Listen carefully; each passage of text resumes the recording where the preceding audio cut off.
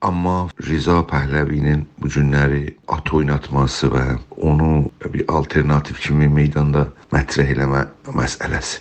Dünən mən bir iclasdaydım. Orada bu gün Pəhləvinin bu tweet məsələsi meydana gəldi, vəkalət verirəm. Orada bir nəfər məndən bir sual soruşdu. Dedi ki, sən fikr edirsən ki, bunların güclülüyündəndir ki, yəni mərkəzçilərin güclülüyündəndir ki, bugün bura gəlib ki, Rza Pəhləviyə vəkalət versinlər, bu cür at oynatsınlar, ya yox, bizim, yəni qeyri-farsların, bizim zəfimizdəndir. Onların güclülüyü əsas və ya bizim zəfimizdən onlar orada dururlar. Bu sual ki, əcəba bizim zəfimizdən də onlar at oynadırlar bugün, ya onların güclülüyündəndir? Bu sual əsasında türklərə verilən sualdır. Kürdlərə yox, bəluçlara yox, ərəblərə yox. Türklərə verilən bir sualdır. Bu sualı hər bir türk insan və türk aktivist özündən sormalıdır. Kürdi, bəluçi, ərəbi qoyun kənara. Yəni fars, türk, yəni bu iki cəmiyyəti çıxandan sonra İranda qalan cəmiyyət deyək ki, bu millətlərin adlarını çəkdim. Bunlar %20 İran cəmiyyətini təşkil edir. %80 İranın cəmiyyətini təşkil edən millətlər farslar və türklərdirlər. 40-40, yəni 40%.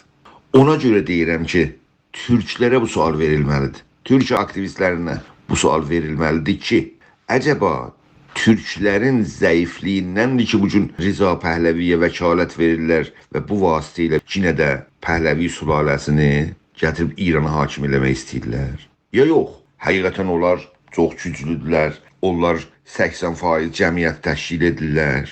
Yəni farslara deyə bilməzsən ki, əcəba siz zəifsiz Rza Pəhləvi iddia edir və ya siz güclüsüz Rza Pəhləvi iddia edir. Bunu farslara vermək olmaz. Farslar dövlət sahibi millətlər İranda. Fars cəmiyyətdə əlbəttə ki, bir demokratik və bir ədalətpərvər ölkədə yaşamaq istəyir. Amma yeri gəldiyində İran dövləti Fars dövlətçiliyi olsun deyə və ya yox, multietnik bir dövlət olsun, Fars siyasi camiası deyəcək ki, İranda Fars dövlətçiliyi devam etsin. Adı Rza Pəhləvi olsun və ya başqası olsun. Kim bu hakim millətdir? Bu sualı farslara vermək olmaz. Amma kim və hangi milli qrup bu Fars dövlətçiliyinin güclənməsində, Rza Pəhləvinin hakimiyyətə geri dönmə iddiasında və ya gələcəkdə yenə Fars dövlətinin İranda qurulmasına kim məsuldur əsasda? Kim o dövlət məfkurəsinin, zehniyyətin zəiflətmə imkanı və kapasitəsi var? Türklər və türklər.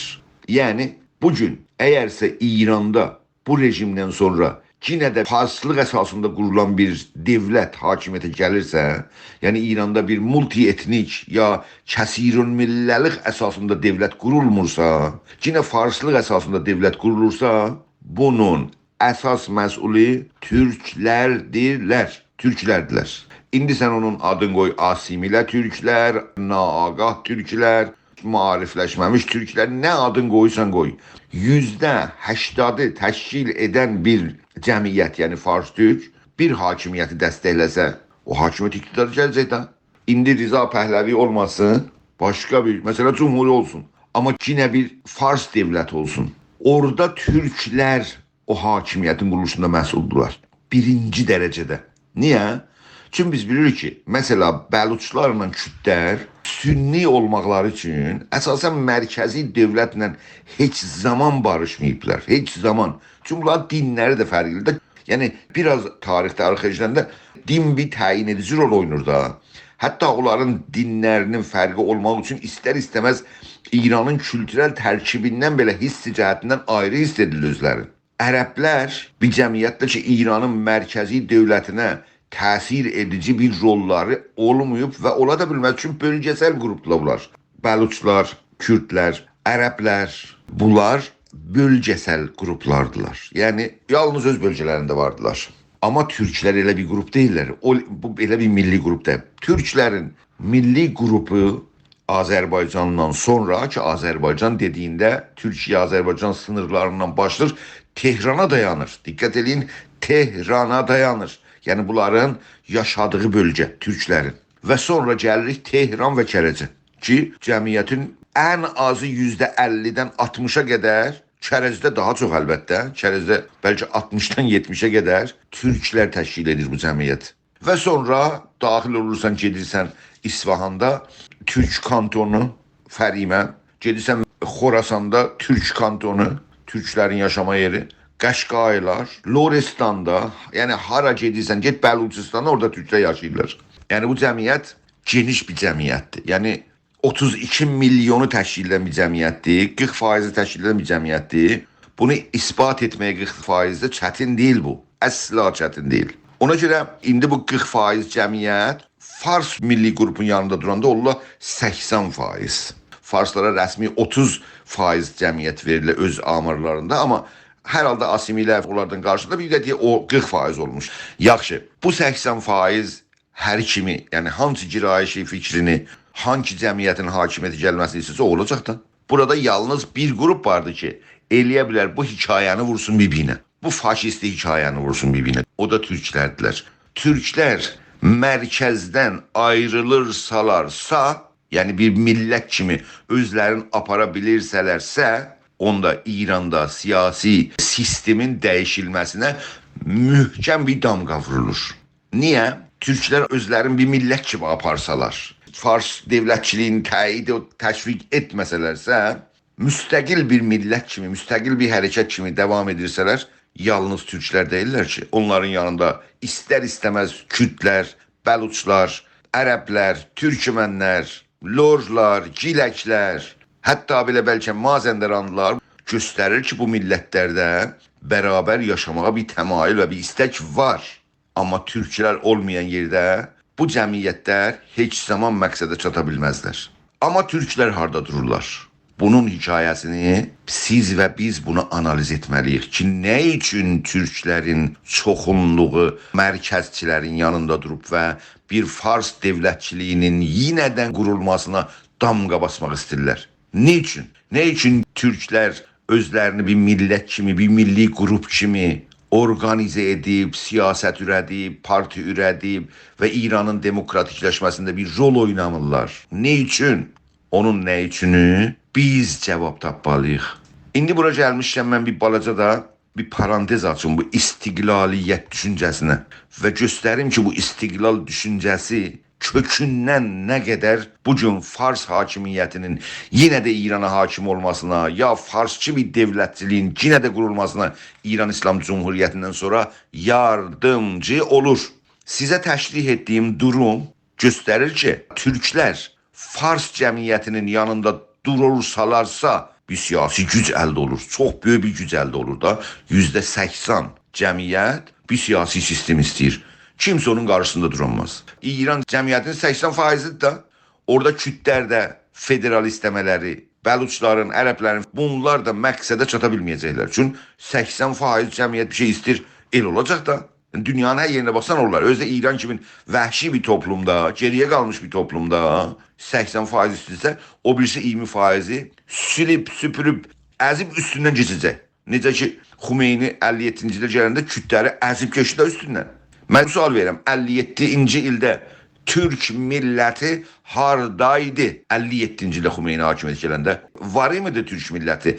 Yox. Kökündən Türk milləti adında bir siyasi reaksiya Xumeyni iqtidara gələndə yox idi. Xumeyni iqtidara gələndən sonra yuxarıda təarruzlar, təzadlar çıxandan sonra yavaş-yavaş Xalq-ı Müsəlman hərəkatı partiyası düzəldi. Amma o hərəkət türklük əsasında değildi. Yuxarıda ayətullahların bir-birinin cənginin sonuçları elə çıxmışdı. Hər halda bir şey çıxdı Azərbaycandan deyək. Milli hüviyyətə dayanaraq deyil, müsəlmançılığa dayanaraq, şiəçiliğə dayanaraq. Amma Türk milləti meydanda yoxdur ki. İndi deyək, bugün nə üçün bu qorxu var ki, yine İranda bir dənə faşist hakimiyyət iqtidarı ələ alsın? Məsələ Pəhləvilər və ya başqaları. Niyə qorxuruq? Yine qeydirəm əvvəlki suala. Əcəba Pəhləvilərin və ya mərkəzçilərin güclülüyündəndir ki, Riza Pəhləvini İranda yine iqtidara gətirmək istəyirlər? Və ya yox, bizim, yəni qeyri-farsların və hamıdan öncə və əvvəl Türklərin zəif durumda olması, öz varlıqlarına dayanmamaları, öz varlıqları əsasında parti, siyasət qurmamaları və siyasət yürütməmələrinin nəticəsində belə bir vəziyyət qabağa gəlib ki, onlar meydandarlıq edib at oynadırlar Rza Pəhləvi və onun tərəfdarları. Sualın cavabı nədir? Sualın cavabı aydındır. Bizdən dolayı. Yəni Türk xalqının milli kimliyinə dayanaraq siyasət ürətməməsi üçündür. İndi bu durumdakı qorxu elə bir böyük bir qorxudur ki, indi yalnız sizdən bu nigerançılıq məsələsi gəlmir. Hər yerdən nigerançılıq mesajı gəlir indi. Bu qorxucu durumda qeyri-fars millətlər, o cümlədən Türk millətinin siyasi hərəkatı güclənmək üçün İranın içində başqa qeyri-fars millətlərlə bərabər eyni halda mərkəzdə olan demokrat insanlar ki, federal tərəfdardılar və İranda siyasi gücün bölünməsinin və qeyri-mütəmərkiz bir sistemin, federal sistemin İranda yer almasının tərəfdardılar. Onları yanlarına almaqla bir siyasi geniş cəbhə İranda federal sisteminin quruluşu üçün yaranmalıdır. Sual budur. İstiqlalçılar veya istiqlal məfkurəsinə inanan insanlar, təşkilatlar belə bir cəbhədə veya mərkəz faşist cərəyanlarının hakimiyyətə gəlməməsi qarşısında bir cəbhə düzəltməsində rol oynaya bilərlərmi? Rol oynurlarmı? Yox. Nə oynayırlar, nə oynaya bilərlər. Niçin? İranı ayrılmağa çaba göstərən bir qrup nə cür bir İranın içində sistem yaratma üçün bir fəaliyyətdə dura bilər bir-birinin yanında. Nə istiqlalçılar istərlər, nə də ki qəbul olunarlar ki olsunlar. İranda bir siyasi cəbhə düzəldirik federalizmin qurulmasına ki, İranda bir demokratizasyon prosesi geçsin. Biri də yox, biz onu ayıracağıq. Hətta bizim bəzi federalçılarımız belə ki, kitab nəşr ediblər federalizm üçün, keçiblər indi istiqlal sıralarına və gələn həftələr, bəlkə gələn aylarda elamı istiqlal eləyəcəklər. Bu siyasi təcrübəsizlik Azərbaycanın siyasi aktivistlərinin içində nə qədər fəlakətə yol açıb. Yəni bu istiqlaliyyət məfkurəsi və ondan çalışan insanların İranın siyasi meydanında olmamağa səbəb olub və onların olmaması ilə türklər zəif və zəif çıxış edəcəklər. Azərbaycanda və ya türklər içində hamısı milli kimlik əsasında hərəkət etmək istəmirlər ki, o milli kimlik əsasında hərəkət edənlər iki yerə bölünür. İstiqlalçılar və federalçılar. İstiqlalçılar bu meydanda olmaq istəmirlər. Yəni nə? Yəni türklər ki, milli kimlik əsasında hərəkət etmək istəyirlər, onların yalnız yarısı meydanda olacaqlar. Bu durumdakı türklər ümumiyyətlə asimilə və ya naaqa və ya mərkəzçilərin yanındadılar. Berlində olan 100 minlik təzahüratın ən azı 40 mini türkdülər. Amma harada durdular o 40 min? Bizim bayrağımızın altında durdular. Məsələn, federalçıların və ya istiqlalçıların bayrağının altında durdular və ya yox, mərkəzçilərin bayrağında durdular. İndi biz o mərkəzin o güclü formasında Azərbaycanda, türklərin, İranda hamısı bir bayrağın altında durub və başqa millətlər, Kürdlər, Bəluslar kənarlarına almaqla, yanlarına almaqla bu faşistlərin qarşısında meydan oxumaq yerinə iki bölünmüş haldadılar.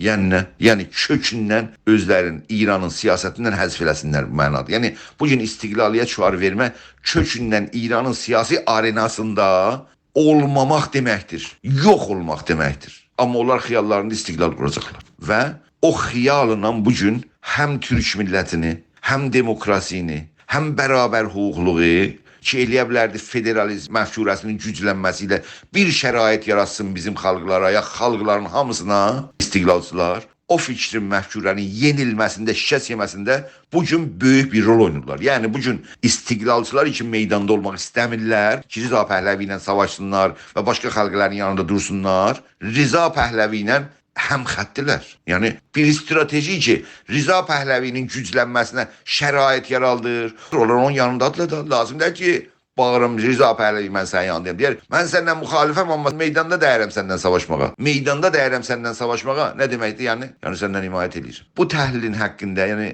bu analizə nə düşünürsünüz? Çox sağ olun.